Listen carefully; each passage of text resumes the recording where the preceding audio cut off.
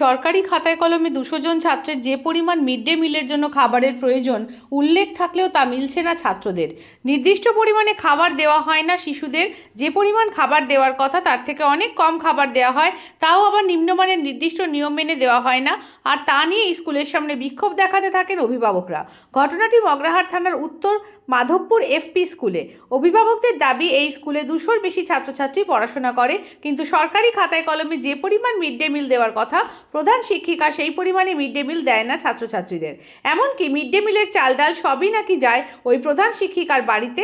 আর সেই দুর্নীতির অভিযোগ তুলে স্কুলের সামনে বিক্ষোভ দেখাতে থাকেন অভিভাবকেরা। অভিভাবকদের আরও দাবি, নিয়মিত স্কুলেও আসে না শিক্ষিকা, সরকারি খাতায় কলমে প্রত্যেক দিনই প্রায় অনুপস্থিত তিনি। আর সেই দুর্নীতির অভিযোগ তুলেই এবারে বিক্ষোভ দেখায় অভিভাবকেরা। তবে এই বিষয় নিয়ে স্কুলের প্রধান শিক্ষিকা উমা নস্করের দাবি, সরকার বরাদ্দ মতন চাল ডাল পাঠাচ্ছে না, যে কারণেই পরিমাণ মতো খাবার তৈরি করা যাচ্ছে না। পাশাপাশি সমস্ত বিষয়েই নাকি রান্নার লোক জানে, এইভাবেই তিনি নিজের দায় সারেন। উনি যে হচ্ছে আইসিডিএস এর দিদিমণি, উনি হচ্ছে যে স্কুলের যে হচ্ছে মালপত্রগুলো আইসিডিএস এর জন্য দেওয়া হয়, চাল ডাল থেকে সমস্ত কিছু সবকিছু ওনার বাড়ি গোডাউন করে সেখানে রেখে দেয়। ওখান থেকে ভ্যানের মাধ্যমে করে কিছু কিছু করে মাল এখানে নিয়ে এসে বিল্লি করা হয়, দিয়ে আইসিডিএস এর দেওয়া হয়। সেখানে ওনার ভাইয়ের কাছ থেকে সবজি নেবে, যখন সবজি নেবে ডিম ওনার ভাইয়ের কাছ থেকে নেবে, নিয়ে হচ্ছে স্কুলে হচ্ছে বিতরণ করে। এখানে হচ্ছে আমাদের প্রচুর বাচ্চাদের হচ্ছে নাম, তাদেরকে খিচুড়ি ডিম দেওয়া হয়। খিচুড়ি অল্প করে করবে, অল্প করে করবে, তারপরে যেই কম করে যাবে জল ঢেলে দেয় ঘেটে, তখন বাচ্চাদের দিয়ে দেবে।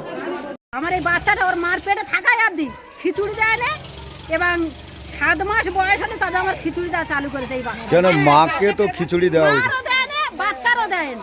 চলো যে জিজ্ঞেস করবে 7 মাস হলে তবে এই বাচ্চার খিচুড়ি বাচ্চাদের দেখুন, বাচ্চাদের খাদ্য কম দেয়, বাচ্চাদের সেরকম মেনটেন থাকে না। বাচ্চাদের বলে গার্জেনদের শোনায় যে বাচ্চারা দিয়ে যাবে, কিন্তু কতক্ষণ পড়ায় দিদিমণি আসে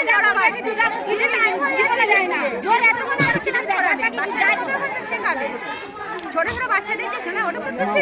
ম্যাডাম, আপনি রেগুলার স্কুলে আসেন তো?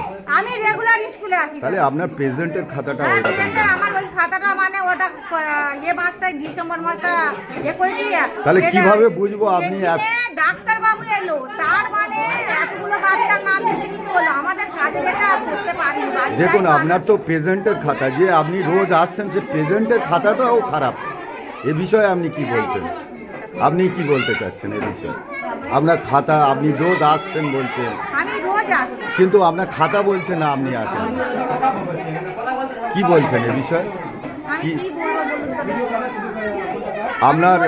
আপনার যে সহকর্মী আছে সেও আপনার নামে দোষ দিচ্ছে। হ্যাঁ, আমার নামে কি দোষ? ওই তো আপনি যা দেন সেই রান্না করেন। আপনি 1 কিলো 400 গ্রাম তেল কম দেন, হ্যাঁ, ডালও কম দেয়। কি বলতে চাচ্ছেন? ওরা বলছে যে চাল ডাল তো আমি আমার বাড়িতে ফেলি না, আগে আমার বাড়িতে ফেলতাম, তার জন্য অনেক রকমের মানে আমার অপবাদ শুনতে হয়েছে। আমার হেল্পার বলছে যে এরকম চাল কম হয়ে গেছে লকডাউনের সময়, বিশেষ করে তখন তো আমাদের চাল ডাল দেওয়া হতো। এইবারে তখন আমি তখন থেকে আমি আমার হেল্পারের হেফাজতে চাল ডালগুলো একদম মানে ও হেফাজতে নিয়ে ও চাল ডালগুলো স্কুলেই খায়। আমার বাড়ি কোনো কিছু করে না, আমার বাড়ি আগে থাকতো, আমার বাপের বাড়ি কোনো কিছু করে না। ওরা বলছে এবারে চাল ডাল ও হাতের দিন হচ্ছে 11 কিলো 800, খিচুড়ি ডিম হচ্ছে 15 কিলো, হ্যাঁ 200 বাচ্চা। এইবারে কি হয়, হাতের চাল ডালটা নিয়ে এই খিচুড়ির চাল ডালটা 3-4 কিলো নিয়ে আমি খিচুড়ি করি, এই ভাত করি। আর খিচুড়িটা ও চালটা ওর সময় ডাল পড়ছে তো, তার জন্যে মানে খিচুড়িটা মানে ডাল পড়ছে, ওটা মানে মেরে হয়ে